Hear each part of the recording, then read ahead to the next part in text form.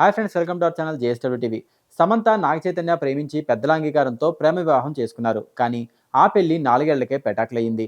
నాగ చైతన్య సమంత మనస్పర్ధల కారణంగా విడిపోయారు. విడాకులు తీసుకున్నాక ఎవరికి వారే తమ తమ పనుల్లో బిజీ అయ్యారు. ఈ మధ్యనే నాగ చైతన్య మరో హీరోయిన్ శోభితా ధూళిపాలను ప్రేమ వివాహం చేసుకున్నారు. ఆ తర్వాత సమంతపై బోలెడన్ని రూమర్స్ చక్కర్లు కొట్టాయి. సమంత మరొకరితో డేటింగ్ లో ఉందనే పుకార్లు షికార్లు చేశాయి.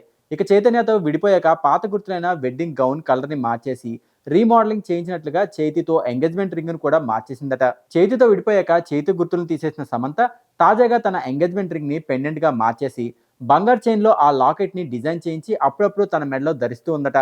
సో ఆ ఎంగేజ్మెంట్ డైమండ్ రింగ్ ను సమంత పక్కన పడేయకుండా అలా వాడిస్తుందంటూ నెటిజన్స్ కమెంట్స్ చేస్తున్నారు.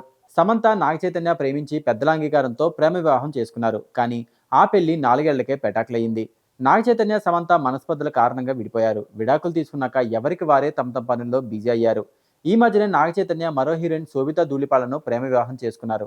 ఆ తర్వాత సమంతపై బోలెడన్ని రూమర్స్ చక్కర్లు కొట్టాయి. సమంత మరొకరితో డేటింగ్ లో ఉందనే పుకార్లు షికార్లు చేశాయి.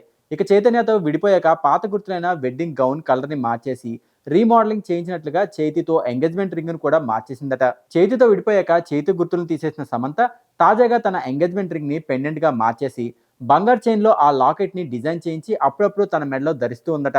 సో ఆ ఎంగేజ్మెంట్ డైమండ్ రింగ్ ను సమంత పక్కన పడేయకుండా అలా వాడిస్తుందంటూ నెటిజన్స్ కమెంట్స్ చేస్తున్నారు.